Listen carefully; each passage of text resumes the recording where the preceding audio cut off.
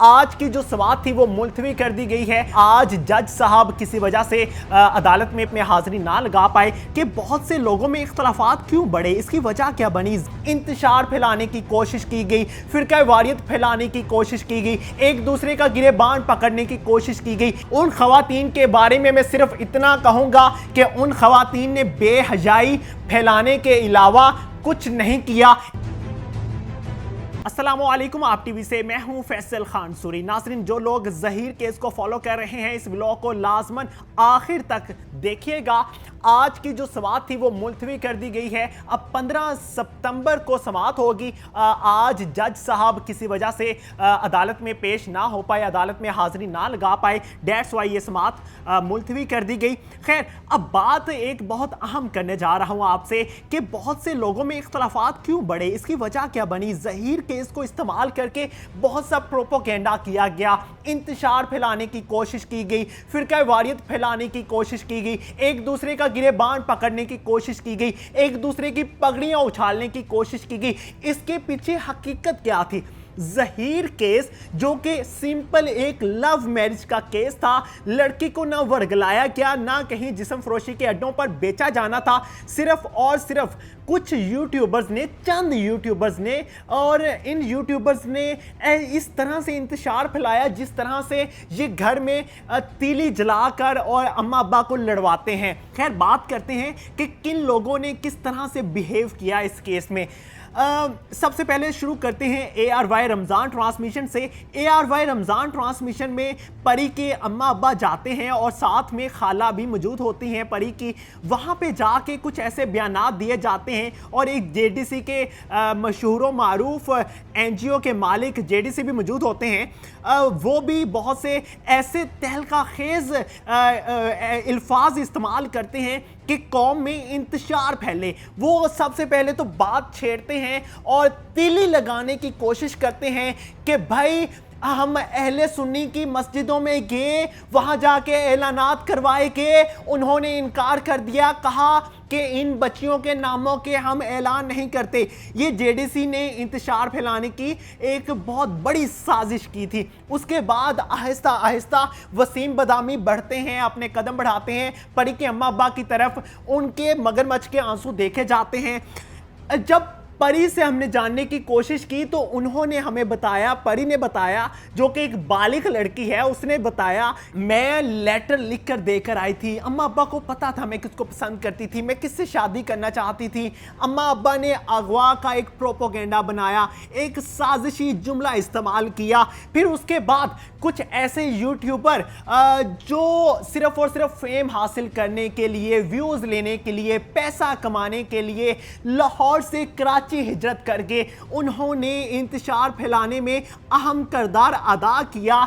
उनको लोग जानते तो नहीं थे, लेकिन जब उन्होंने अपने साथी यूट्यूबर्स को कॉल्स पर बताया कि हम किस तरह से कराची पहुंचते हैं, लाहौर से कराची हमें कौन स्पॉन्सर करता है, तो मैं भी दंग रह गया। उनका कहना था, जो लाहौर से कराची पहुंचे थे यूट्यूबर, उनका अपने दोस्त यूट्यूबर्स को बताना यह था कि जब दोस्त यूट्यूबर ने पूछा कि आप इतना पैसा लगाकर कराची जाते हैं, आपको क्या मिलता है, क्यों आप इतना पैसा लगाकर कराची जा रहे हैं, क्या आपको स्पॉन्सर किया जाता है, तो उन धोखेबाज यूट्यूबर्स ने कहा, ये उनके अल्फाज हैं और इंशाअल्लाह ताला मैं इसको साबित करने के लिए भी तैयार हूँ। उन्होंने कहा कि हमें स्पॉन्सर हो या ना हो, हम अगर 25,000 रुपये लगाकर कराची जाते हैं तो 1.5 लाख रुपया कमा कर लाते हैं लाहौर।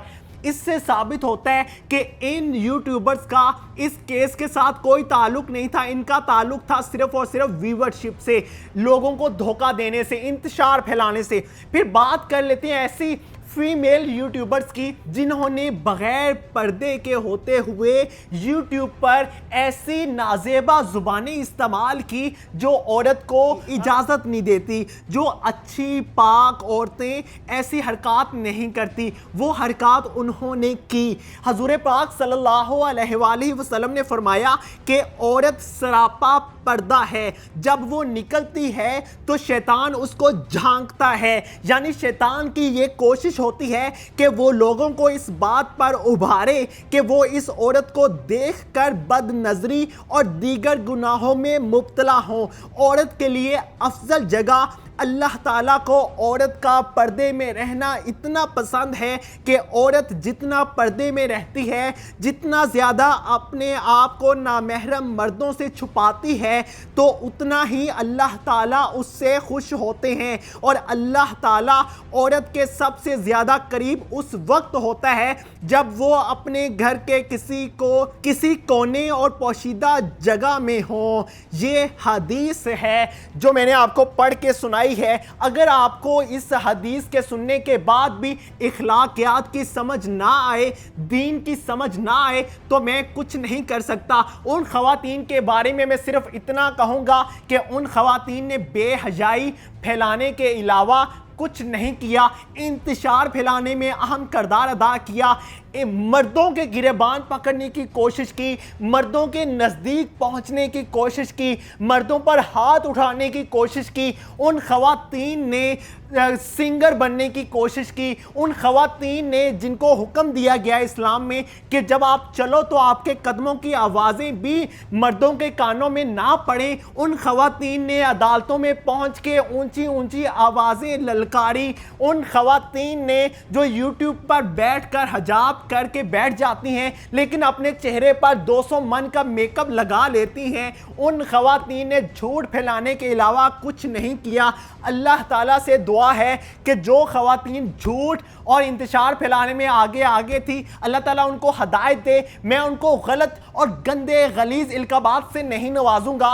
वजह यह है कि अल्लाह ताला ने मुझे हदायत दी हुई है। मुझे मालूम है कि इन खवातीन के साथ वैसा ही सलूक करना चाहिए जैसा शैतान इस टाइम कर रहा है उनके साथ, क्योंकि उन खवातीन को इखलाकियात का मालूम नहीं है। उन खवातीन को ये नहीं पता कि इमाम हुसैन के क्या पैगामात थे, उनकी दीन के हवाले से क्या खिदमात थी, उन्होंने अपनी बीवियों को, बच्चों को किस हालत में रखा हुआ था, किस तरह से वो अपनी खवातीन को पर्दा करवाया करते थे। अगर आप सच और हक के साथ हैं तो हमारी टीम को सपोर्ट करें और हमारे चैनल्स को सब्सक्राइब करें, वीडियो को ज़्यादा से ज़्यादा फैलाया करें। अल्लाह ताला हामी और नासिर हो। अल्लाह निगहबान।